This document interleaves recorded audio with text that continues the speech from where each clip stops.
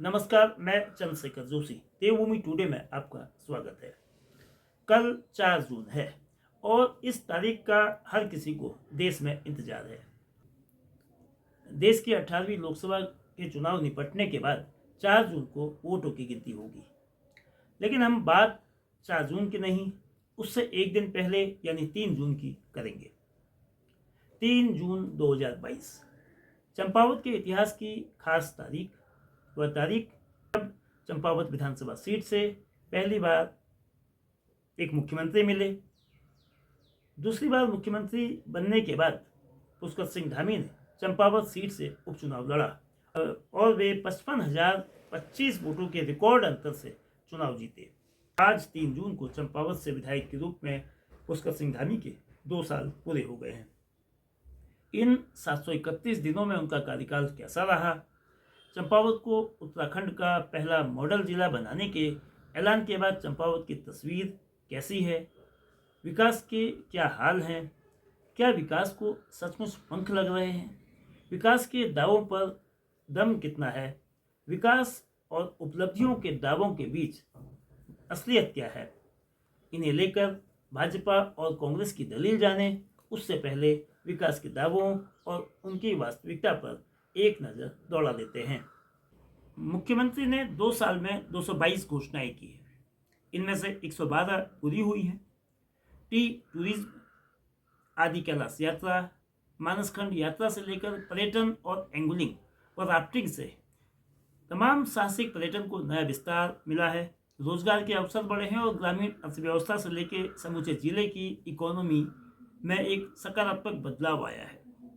26 नए mobile tower के जरिए समूचे चंपावत जिले को टोटल मोबाइल कनेक्टिविटी वाला जिला बनाने की तेजी से कोशिश हो रही है और चंपावत को मॉडल डिस्ट्रिक्ट बनाने के लिए जो आधारभूत सुविधाओं के विस्तार की कोशिश हो रही है, हेलीपोर्ट निर्माण, रेल सेवाओं में जो रेल सेवा चूँकि चंपावत जिले के मैदानी क्षेत्र टनकपुर तक है, तो रेल सेवाओं में बढ़ोतरी, साइंस सेंटर से लेकर कई ऐसे काम हैं जो इस जिले के विकास के एक माइलस्टोन हो सकते हैं।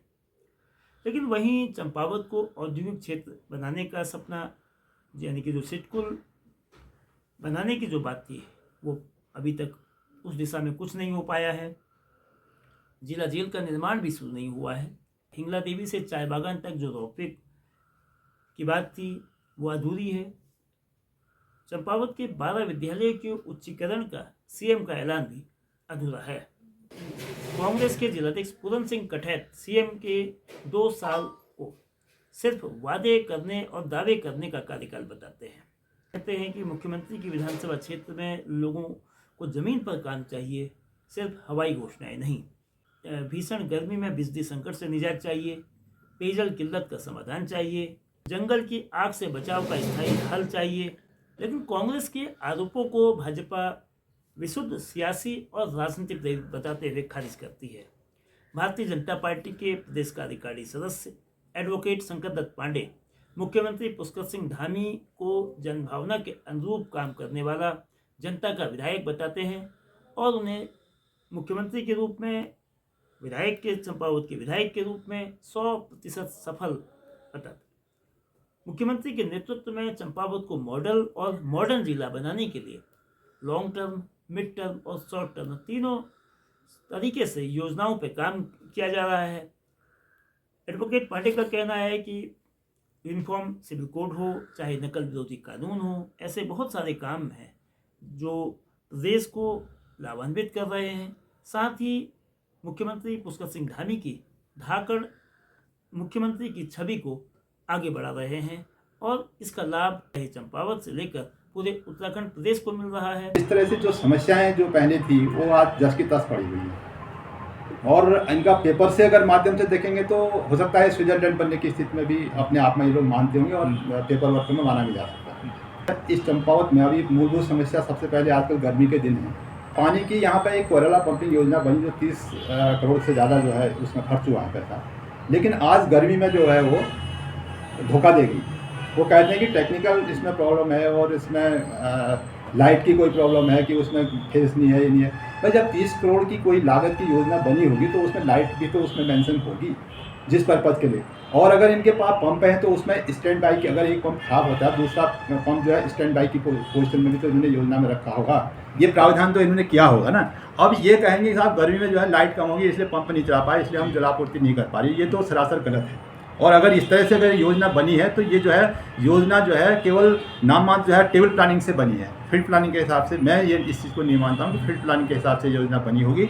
नहीं तो गर्मी में आज इस तरह से इन्होंने कहा कि 20 साल, आने वाले 20 साल के लिए योजना बनाई जा रही है और ये एक ही साल लगभग हो रहा है इनका, लगभग पानी के सुचारू रूप के क्या हो। तो ये जो है आज तक उस एक साल भी इस योजना का नहीं चला पाए या यह चलाने की स्थिति में नहीं है, तो ये टेक्निकली कहीं न कहीं इसमें कमियाँ हैं। तब यहाँ पर अभी माननीय मुख्यमंत्री जी ने वर्तमान में एक हवाई सेवा यहाँ पर प्रारंभ करी, माननीय मुख्यमंत्री जी के, उसके लिए हम उनको बधाई भी देते हैं। लेकिन ये जो है चुनाव के बाद भी जो है ये सुचारू रूप से चलनी चाहिए। लेकिन जैसे ही साहब चुनाव हुआ वैसे इस योजना को आज बंद कर दिया गया है। क्या ये यहाँ की पब्लिक जो है इन योजनाओं का क्षणिक लाभ लेने के लिए या क्षणिक योजनाओं को दिखाने के लिए, तो क्या ये व्यवस्था की जा सकती है? ये अपने आप में सही है? तो इस तरह की जो योजनाएं संचालित कर रहे हैं माननीय मुख्यमंत्री जी, ये कोई अच्छी बात नहीं है। मुझे नहीं लगता कि ये निकट भविष्य में भी ये प्रारंभ कर पाएंगे। यहाँ पे शिक्षा व्यवस्था इनकी तरफ पूरी लड़खड़ाई हुई है।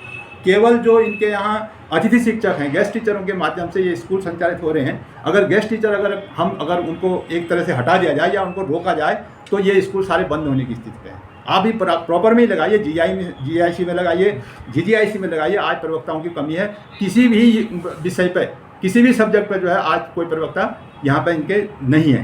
तो इस तरह की ये चंपावत जिले की भी, ऐसे लोहाघाट पूरे चंपावत जिले की भी और पूरे उत्तराखंड में ये चीज़ें हो रही हैं। आज माननीय मुख्यमंत्री जी के विधानसभा क्षेत्र में भी ये चीज़ें हैं। तो इन चीज़ों से उन्हें संज्ञान लेना चाहिए। हम बार बार कहते आए हैं। यहाँ पर हमारा DH जो है, डिस्ट्रिक्ट हॉस्पिटल जो है, ये केवल रेफर केंद्र बन गया है।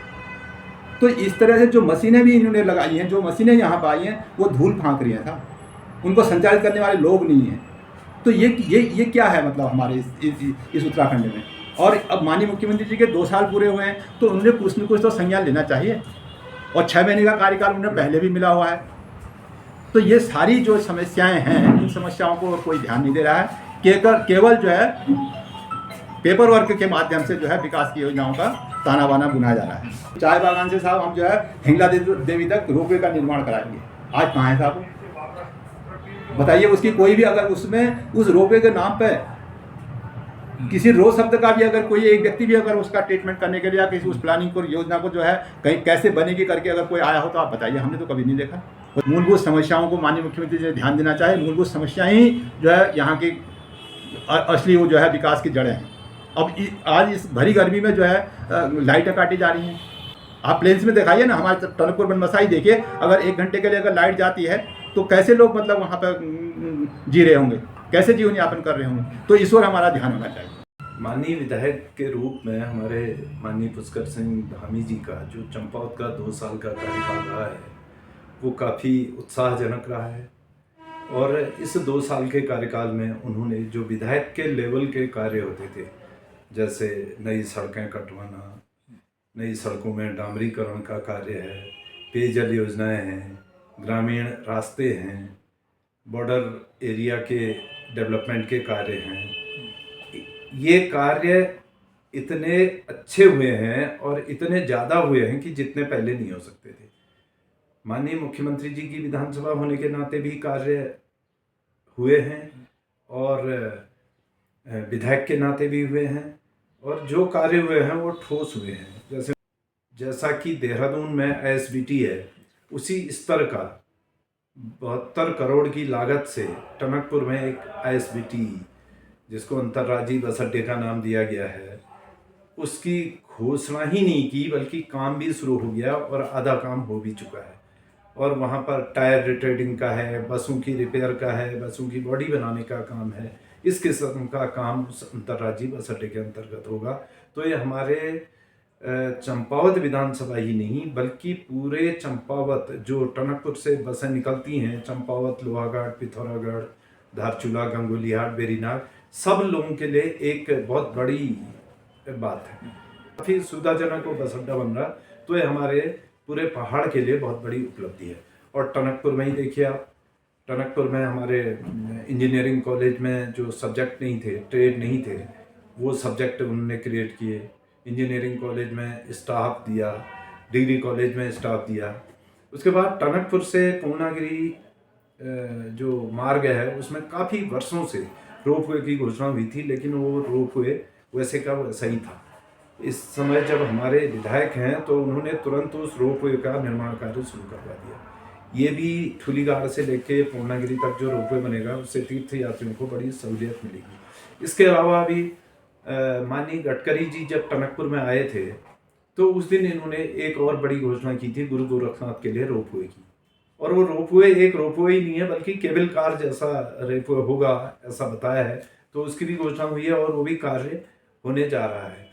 और आपके चूका में एक बहुत बड़ा जो सारे कम्युनिटी के लोग उस पर अपने सारे कार्यक्रम करेंगे, ऐसा एक कम्युनिटी सेंटर बन रहा है चूका में, जो एक बिहार क्षेत्र में बहुत बड़ी बात है।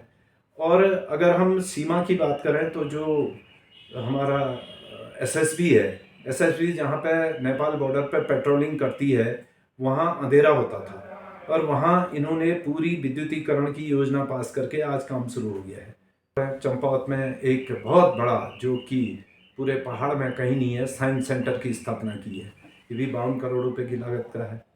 इसके अलावा चाय बागान जो चंपावत के ही अंदर है, चाय बागान के सौंदर्यीकरण के लिए पर्यटन विभाग की तरफ से 12-12.5 करोड़ का टेंडर हो चुका है, उस पर भी काम होना है। और 3.5-4 करोड़ की लागत से चंपावत में और लोहाघाट में हेलीपोर्ट बन रहे हैं, तो आने वाले समय में बड़े हेलीकॉप्टर उनमें बैठेंगे। ऐसा एक विकास का खाका जो है हमारे माननीय मुख्यमंत्री जी ने खींचा है। चंपावत नगर के लिए एक बहुत बड़ी पेयजल योजना जो एडीबी के विभाग से एडीबी जिसका निर्माण कर रहा है एडीबी से बन रही है, जिससे कि आने वाले समय में जो हमारा कोयराला पेयजल योजना है उसी में जुड़ करके चंपावत वासियों की पेयजल की समस्या से निजात मिलेगी। ऐसा ये एक खाका जो तैयार किया है 2 वर्षों में बहुत बड़ा इन्होंने काम किया है। लोहाघाट में एक स्टेट लेवल का कन्या स्पोर्ट्स कॉलेज जो लोहाघाट में खोला गया है। देवीधुरा मंदिर के लिए 12.5 करोड़ रुपए की लागत से जो है पर्यटन के कार्य हो रहे हैं, 19 करोड़ की लागत से इससे पहले हो चुका है। तो देवीधुरा को भी एक मानसखंड योजना के अंदर जोड़ा जा रहा है, जिससे कि हमारे यहाँ पर्यटकों को, आने जाने वाले पर्यटकों को सुविधा मिलेगी। अभी सूखीडांग से जो रीठा तक की रोड है उसका डामरीकरण का कार्य चल रहा है, वो भी करीब 14 करोड़ की लागत से हो रहा है। ऐसे ही अभी मंच तामली मोटर मार्ग जो था इसमें 14 करोड़ की लागत से हॉटमिक्स का कार्य टेंडर हो चुके हैं, कार्य शुरू होने वाला है। और चंपावत नगर के चारों तरफ जो सड़कें थी उन सड़कों पर डामरीकरण का कार्य कुछ में हो गया है, कुछ में हुआ है और कुछ में कार्य चल रहा है। हमारे माननीय मुख्यमंत्री जी ने जो उत्तराखंड में यूसीसी लागू किया, उससे पूरे देश में हमारा उत्तराखंड एक ऐसा पहला राज्य बना जिसने कि अपने राज्य में यूसीसी लागू किया और अन्य राज्य भी उनका अनुसरण कर रहे हैं। इससे माननीय पुष्कर सिंह धामी जी की छवि जो है एक अलग ही नेता के रूप में उसकी उभरी है, जिसको हम धाकड़ धामी भी कह सकते हैं। और जहाँ तक दूसरे डिसीजनों का मामला है और उनकी कार्य करने की जो शैली है एकदम फास्ट है, एकदम तेज है। जैसे गढ़वाल में जो सिलकारा सुरंग धंसी, तो उस समय भी उन्होंने तुरंत केंद्र से, होम मिनिस्ट्री से वहाँ से संपर्क करके इधर उधर से मशीनें मंगाना, फॉरेन से मशीनें मंगाना और तुरंत जो है हमारे उतने लेबरों की जान बचाई। ये सबसे बड़ा एक मानवता का कार्य था। इस किस्म के कार्य करने में धामी कभी पीछे नहीं थे। और जहाँ तक हमारे यहाँ अवैध अतिक्रमण, भूमाफियों द्वारा जो अवैध अतिक्रमण किए गए थे उनको छुड़ाने का काम किया गया। हमारे वन भूमि पर जितनी अवैध मज़ारें मस्जिदें बनी थी उनको तोड़ने का काम किया गया। ये हर कोई आदमी नहीं कर सकता है, ये धाकड़ छवि वाला व्यक्ति ही कर सकता है। इसके अतिरिक्त मैं आपको बताऊं, अगर आज हम राष्ट्रीय स्तर पर कहें तो माननीय पुष्कर सिंह धामी जी ने अपने यहाँ के लोकसभा चुनाव निपटाने के बाद पूरे भारत में लगभग एक अच्छी जो चुनाव प्रचार किया है, उससे भी माननीय पुष्कर सिंह धामी जी का हमारे पूरे भारत में एक नाम हुआ है। और एक बोल्ड छवि वाले नेता के रूप में पुष्कर सिंह धामी जी उभरे हैं। और हमारे उत्तराखंड की 5 सीटें माननीय पुष्कर सिंह धामी जी के नेतृत्व में आ रही हैं। और उसके बाद फिर केंद्रीय नेतृत्व और हमारे उत्तराखंड पर कृपा करेगा। माननीय पुष्कर सिंह धामी जी के नेतृत्व में माननीय मोदी जी इतने प्रभावित हैं कि उन्होंने केदारनाथ और आदि कैलाश जो यात्रा की है, उस यात्रा से हमारे पूरे उत्तराखंड को रोजगार मिल रहा है, चाहे उसको प्रत्यक्ष रूप से कहें चाहे अप्रत्यक्ष रूप से कहें। अकेले गुंजी में लगभग 200 होम स्टे बन चुके हैं। तो आखिर 200 लोगों की आजीविका माननीय मोदी जी के आने से यहाँ पर बढ़ी है। तो ये अपने अगर पुष्कर सिंह धामी जी का माननीय मोदी जी के साथ अच्छे संबंध नहीं होते और अच्छा कार्य करके नहीं दिखाते तो क्या मोदी जी हमारे यहाँ आते? इसलिए मैं कह रहा हूँ कि एक अच्छा नेतृत्व, अच्छी छवि को लेकर हमारे माननीय मुख्यमंत्री जी हमारे बीच में आए हैं। और हम तो अपना सौभाग्य मानते हैं कि उन्होंने इस चंपावत से चुनाव लड़ा और चंपावत से हमने भी 94% मतों से उनको विजयी बना के भेजा। और हमने उसी समय माननीय धामी जी को कह दिया था कि ये चंद राजाओं की राजधानी रही है चंपावत और अब धामी राजा की राजधानी चंपावत रही।